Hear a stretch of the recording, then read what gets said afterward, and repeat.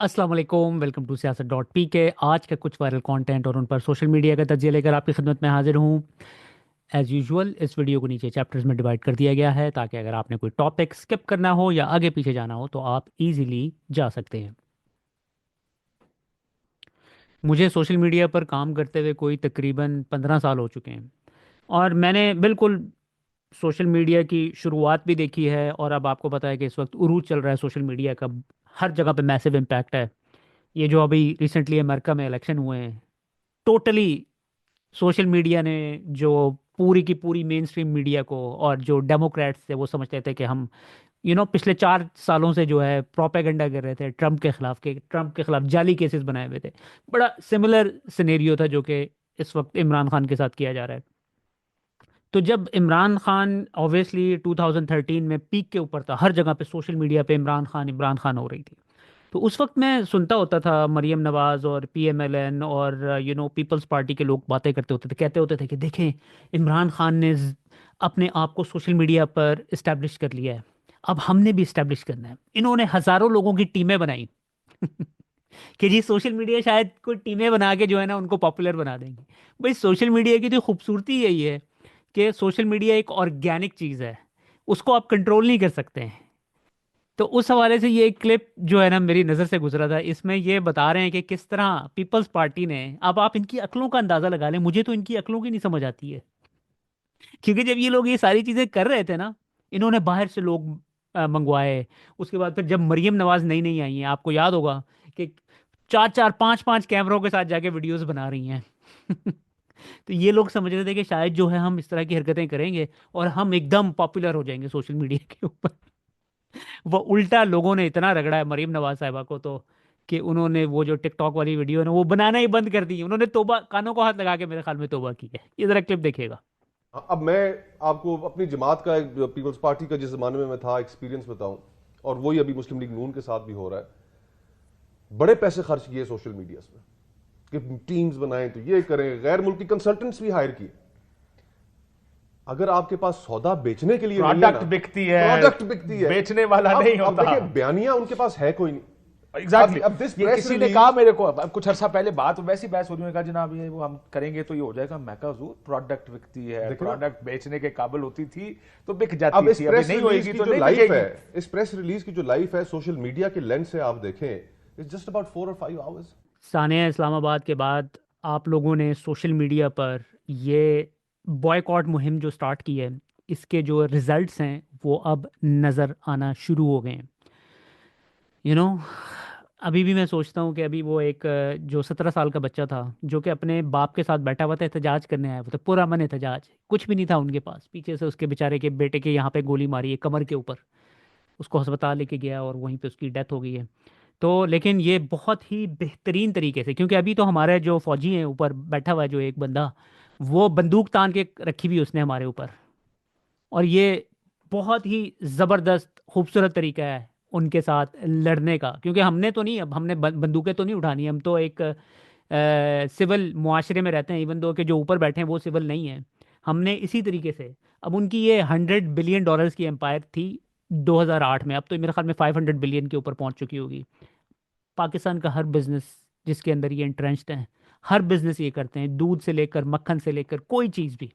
तो आज social media के ऊपर, सारा दिन मीडिया के ऊपर इन्होंने अपने लोगों को बिठाया कि भाई तुम हमारे साथ दुश्मनी कर रहे हो ये हमें बॉयकॉट करके। एक वो फौजी बैठा हुआ था, वो कह रहा था कि ये देखें, ये मेरी जाली टांग जो है मुझे फौज ने लगवा के दी है 50 लाख की, अगर आपने ये आप हमारी चीज़ें लेना बंद कर दी तो फिर मैं किस तरह जिंदा रहूंगा। तो मेरा उनसे ये सवाल है कि भाई आप हमें ये बताएं कि आप हमारे सारे टैक्सेस का पैसा आप खा जाते हैं, मुझे आप ये बताएं आपने हमारे लिए क्या किया है, हमें मारने के अलावा आप लोगों ने हमारे लिए क्या किया है, मुझे बता दें। जंग आपने कोई जीती नहीं है, मर्सनरी आर्मी आप बनी हुई है। उधर से अमेरिका हुक्म देता है तो आप रशिया के साथ लड़ना स्टार्ट हो जाते हैं।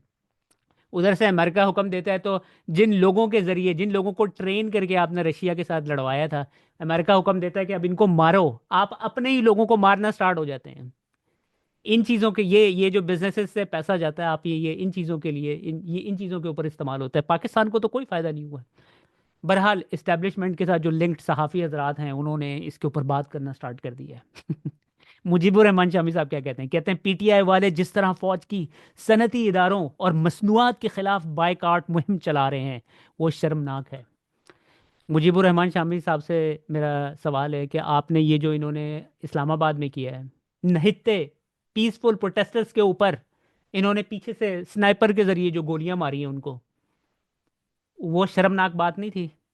उसके ऊपर आपने अभी तक कोई बयान दिया? आपकी आवाज़ ही नहीं निकलती है। आपकी आवाज़ उस वक्त निकलती है जब आपको ऑर्डर आता है।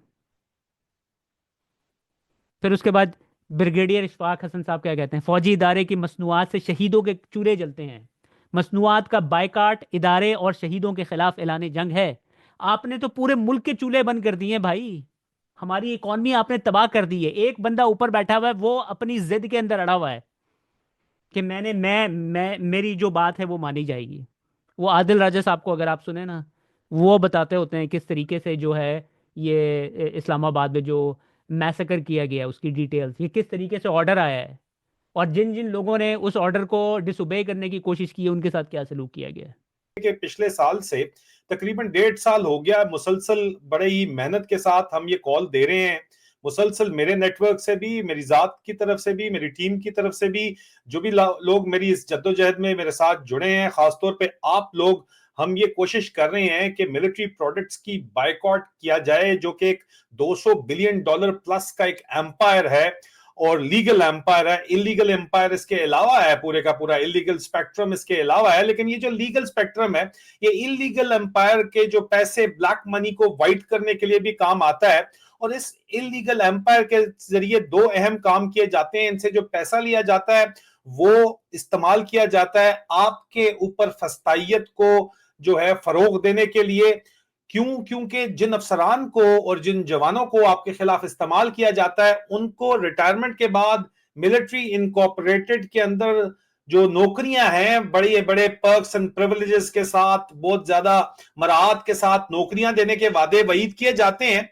और ये $1 बिलियन एम्पायर जो है, ये पूरी दुनिया के अंदर फैल चुका है अब। और जो इलीगल पैसा इनका इलीगल स्पेक्ट्रम के जरिए ड्रग स्मगलिंग है या ऑयल स्मगलिंग से जो पैसा आ रहा है, उसको ब्लैक मनी को वाइट करके पूरी दुनिया में एसेट्स क्रिएट करने के लिए, चाहे वो आईएसआई के लिए एसेट्स क्रिएट हो या इनके अपने जर्नैलों के लिए एसेट्स क्रिएट हो, इस बिजनेस एम्पायर को इस्तेमाल किया जाता है।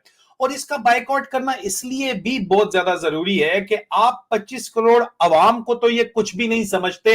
उसको आपने 9 मई को भी देखा पिछले साल, और अब 24 और 26 नवंबर को भी आपने देखा, जहां पे आपको मार के लाशें तक गायब कर दी गई और अब सवाल करने की भी इजाजत नहीं है। सवाल भी करें तो आपके ऊपर जो है वो दहशतगर्दी के मुकदमे बन जाते हैं।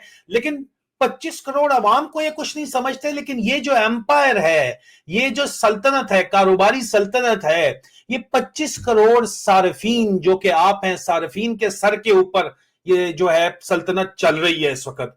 और सार्फिन अगर इनकार कर दें इनकी सल्तनत का कारोबार इनको देने से, इनकी मसनूआत खरीदने से, तो ये अपनी औकात में आते दिखाई देंगे। और जो कुछ 26 नवंबर के बाद हुआ है, ये जो बायकॉट की कॉल हम 1.5 साल से और 1 साल से बड़ी मेहनत के साथ चला रहे हैं, अब मेन स्ट्रीम हो गई है। अब आप लोगों ने इसके ऊपर थोड़ा बहुत अमल अभी शुरू किया, मुकम्मल नहीं शुरू किया तो तब भी इनकी नींदें उड़ चुकी हैं।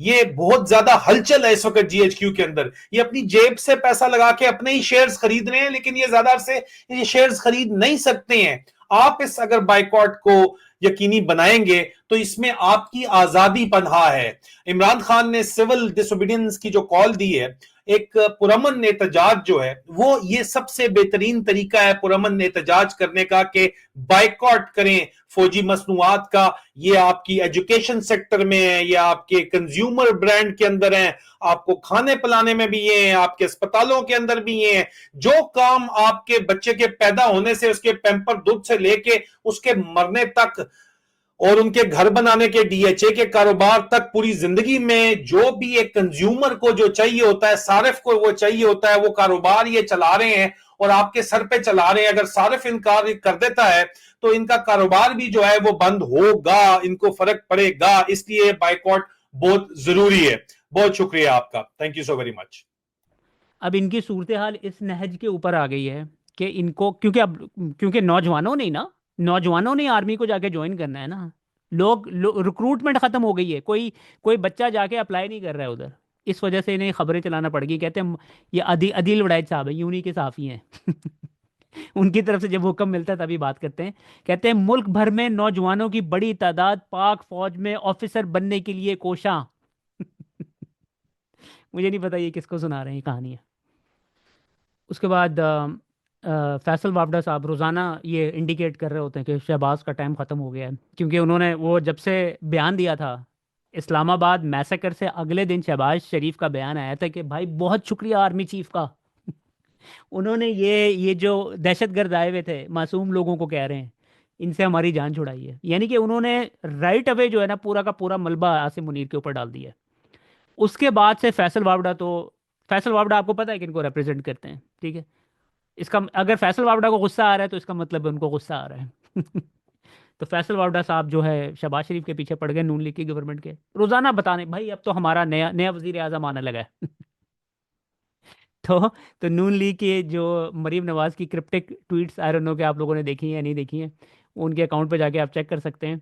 तो उसके बाद से जो है ना ये आज नुसरत जावेद साहब ने भी एक इनका क्लिप सर्कुलेट कर रहा है सोशल मीडिया के ऊपर, कह रहे हैं कि जी ट्रंप जो है ना ट्वीट करने वाला है। पहले ही उनका सांस खुश्क हुआ है पूरी नून लीग का। ये जरा क्लिप सुनिएगा। तो 26 तारीख को जो कुछ हुआ है, मैंने तुम्हें यहाँ पे बैठ के एक लफ्ज कहा थी, मैंने कहा था कि इसका ब्लो बैक होगा। हाँ कहा था, मैंने कहा था। अच्छा, अब पाकिस्तान के एक वजीर खारिजा होते हैं, नायब वजीर आजम, और साथ में वो नायब वजीर आजम भी हैं, इसाक डार।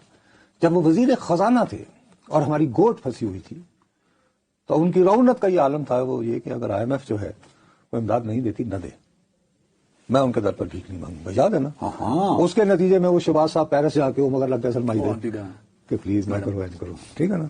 सही बात है ना?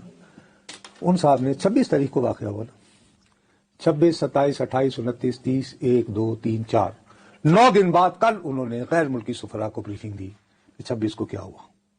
मेरी जिन सफीरों ने वो मीटिंग अटेंड की है उनमें से कम 3 सफीरों के साथ बात हुई है। ओके, उन्होंने कहा कि जी हम यानी तीनों और हमारे सुफरा की अक्सरियत हमें वो ब्रीफिंग हर किस मुतमिन नहीं कर पाई कि 26 को क्या हुआ। बखुदा मत कह रहा हूं मैं, तो foreign minister of Pakistan convey नहीं कर पाए कि क्या हुआ सर, वो कन्विंस नहीं हुए, कन्वे कर पाए नहीं, यही कि वो को मुतमिन नहीं हुए। वो कहते हैं कि नहीं जी जो कुछ उनको मीडिया के जरिए रखे होंगे। वो भाई मेरे, मैं तो तुम्हें रिपोर्ट कर रहा हूं कि उन्होंने क्या कहा है। आपने पाकिस्तानी मुखालिफ कुछ मुल्कों से एक साहब सुना है अमेरिका में को होते हैं, टेक्सास में रहते हैं, नाम है शायद उनका सज्जाद बरकी। वो तो पीटीआई के हैं। पीटीआई के को रहनुमा है। हाँ वो जो ओवरसीज कम्युनिटी है। मुझे एक इंतहाई बाखबर डिप्लोमेट ने ये बताया है कि उसको हुकूमत पाकिस्तान के किसी बहुत ताकतवर बंदे ने, यानी आला किसी मकाम पर बैठे, जाहिर है कि अगर कोई 20, 21, 22 का अफसर भी हो तो बड़ा इंपॉर्टेंट होता है। बहरहाल लेकिन उन्होंने इस बात पर जोर दिया कि उनकी इत्तला है कि उन साहब की ट्रंप से मुलाकात हो गई। तो ये तो कोई खबर नहीं। वो खबर है तो बाद है कि वो कहते हैं कि अब बरकी साहब ने पैगाम भिजवाया है कि फिक्र मत करो, चंद ही दिनों में ट्रंप साहब एक ट्वीट्स लिखने वाले हैं जिसको अब एक्स कहा जाता है। किसके लिए? जाहिर है एक ही के लिए लिखा जाएगा, ऐसा नहीं कहेंगे कि जी अपना ट्रंप साहब बहुत अच्छा। ट्रंप इमरान खान के लिए ट्वीट करेंगे भाई, बकौल उनके वो ये कह रहे हैं कि मुबैना तौर पर सज्जाद बरकी साहब ने अपनी जमात की आला क़यादत को या जिन लोगों से वो राबते में हैं ये कन्वे किया है कि जी मेरी ट्रंप से मुलाकात हो गई है, वो फिक्रमंद है और उसने वादा। अच्छा, ट्रंप ऐसे 2 नंबरदार आदमी, उन्हें कश्मीर से आजाद करा के देना से हो सकता है इनको भी चाका देता हुए, लेकिन बहरहाल उन्होंने सज्जाद साहब को बकौल इंसाफ के मुबैना तौर पर ये बताया है। अब मैं सज्जाद साहब को जानता नहीं हूँ, वरना उनसे राब्ता करके पूछ लेता। अगर ट्रंप ट्वीट कर भी देते हैं, सो व्हाट?